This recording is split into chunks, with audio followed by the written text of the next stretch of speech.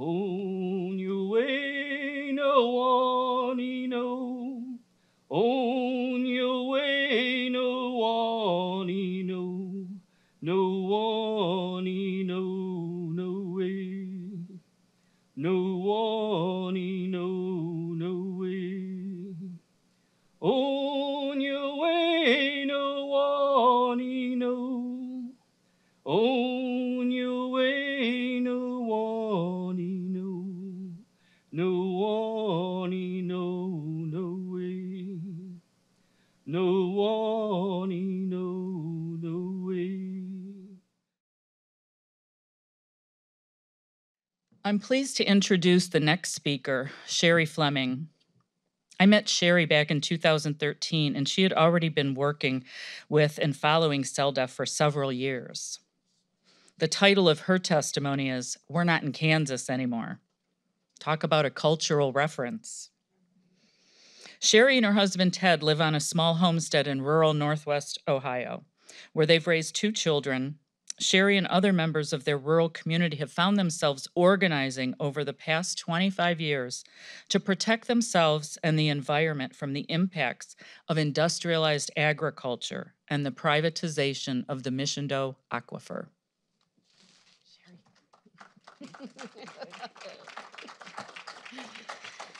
Good afternoon, everybody. As someone who's testified at hearings, and probably many of you out there have done the same, we're pretty much used to condensing our thoughts into 3 minutes. So my 10-minute speech or testimony may be a little bit short.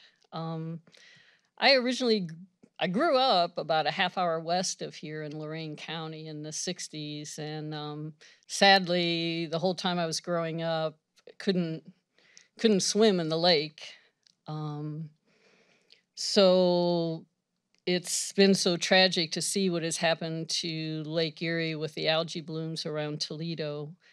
I've lived in Williams County for almost 40 years, and it's actually your farthest northwest county in Ohio. When I moved there, it was a very typical farming community. You saw a diversity of livestock in the area on the farms. You had a balance between the acreage on the farm and the number of animals that were raised on the farm. You had numerous livestock yards where farmers could market their livestock.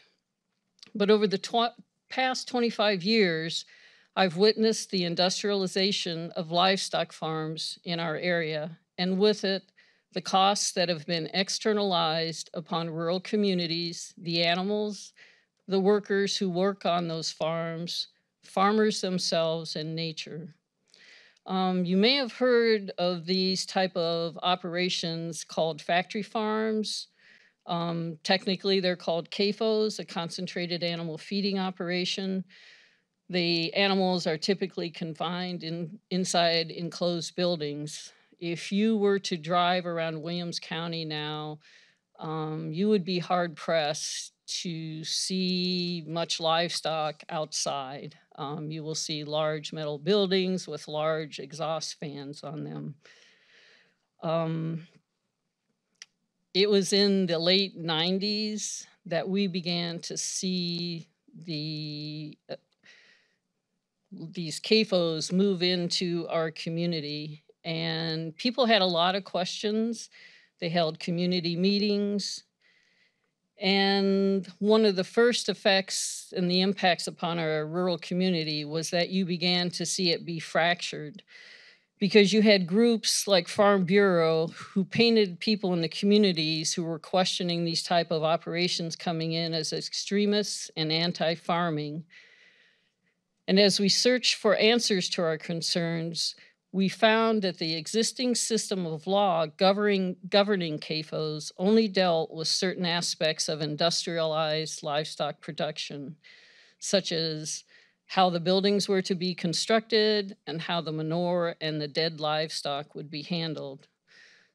The system governing CAFOs ignored our quality of life issues in the rural community, such as air quality, damage to the roads, or health issues, such as the threat from antibiotic-resistant bacteria. The massive amounts of liquid manure applied to tiled fields pose threats to surface water and the ecosystems that depend upon them. Yet when we saw fish kills happening after manure applications, the fines were typically very minimal or even non-existent. The animals suffer under these conditions because they, in this factory-style type of operation, are viewed as production units rather than as sentient beings, as they are placed under artificial, stressful, confined conditions. The goal is to maximize production from the animal. The workers who work on these CAFOs are often immigrants, and the conditions that they work under and the living conditions that they're placed under, they are exploited, and it's hard to get the workers to come out to share what they experience on these CAFOs, but it's another means that the industrial style of agriculture exploits anything associated with their operation. Even the farmers themselves who want to raise livestock or poultry find themselves forced into a system of livestock production that is controlled by corporate interests, since their marketing options have become very limited. We no longer in our county or neighboring counties have any livestock auctions where the farmers can take any of the livestock that they produce. These farmers become a step in the vertical marketing change. A number of farmers in our area operate hog facilities that supply a meat processing facility in Michigan that can process 10,000 hogs per shift. There are 10 permitted hog operations in Williams County that currently house 32,500 hogs. We recently became aware of a business plan by a multinational corporation, JBS, involving a cattle feeding network in Williams County that describes 3,000 newborn calves being shipped each week that would be fed up to the weight of 500 to 600 pounds over 6 months. This would amount to 150,000 calves per year that would be brought into our area after they would be brought up to weight of the 500 to 600 pounds, then they would move to the next step of being fed out and finished. 2 years ago, in July of 2021, we learned that a land-based, genetically engineered salmon facility was being proposed in the northern part of our county. This facility would cover 11 acres. It would contain tanks that would hold 57 million gallons of water. The goal would be to sell 10,000 metric tons of genetically engineered salmon per year. And at this facility, they would hatch, raise, process, package, and sell the salmon. The needs to create this artificial environment would mean withdrawing 5 million gallons of water per day from our aquifer. They claim and have stated to the Ohio Department of Natural Resources that they cannot afford to recycle the water and keep the temperature cool. The salmon require a cooler temperature. So the ODNR is allowing them to dump almost the same amount of water that they would be pulling every day into the St. Joseph River, which the St. Joseph River is a conduit. It empties into the Maumee, which empties into Lake Erie.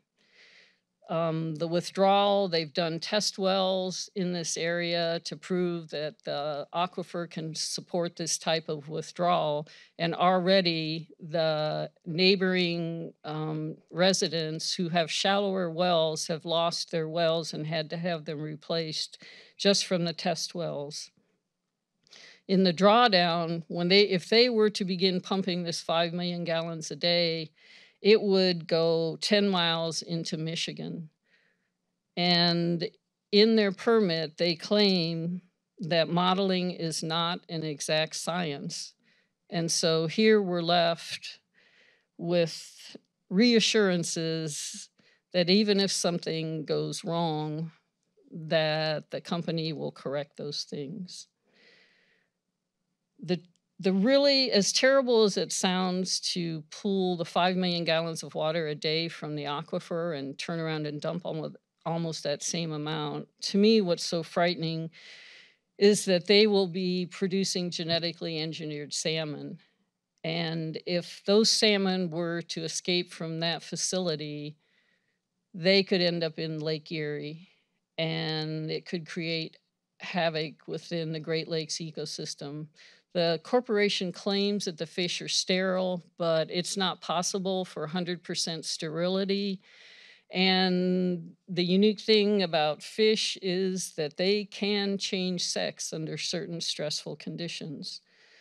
So it's just such an example of how, when you look at the risk that an operation like this poses to the Great Lakes system and to the Mishindo Aquifer, and yet those that we look to protect the communities and the environment will put the needs of the corporation over the well-being of nature. Williams County lies in the Lake Erie Basin, and how we treat nature in our county will impact Lake Erie. The existing system continues to protect industrial-scale livestock and poultry over people and nature. The state has, you may have heard of it, maybe H2 Ohio, which is supposed to be an effort to correct the algae bloom problem in Lake Erie. And I think most people, if you spend time looking at it, it's basically a volunteer program. And it's just to provide the public a reassurance that the state is trying to do something. And when reality, it's just kicking the can down the road until more ways are found to prop up this unsustainable food production system with taxpayer dollars. When I connected with CELDF way back in 2006, the thing that struck me was it made me look at how we all live in this network of relationships. And depending on how the law that's in place regards your position in that relationship can impact what happens to you or something like nature. Right now, the existing system recognizes rural communities as resource colonies for industrial agriculture. Laws must be changed to respect and acknowledge the interconnectedness of all life and nature. Thank you.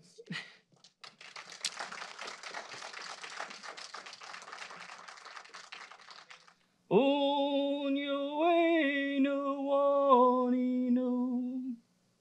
On your way, no one no. No one no, no way. No one no, no way. On your way, no one no. On your way, no one no. No one no, no way. No one no, no way. No one no, no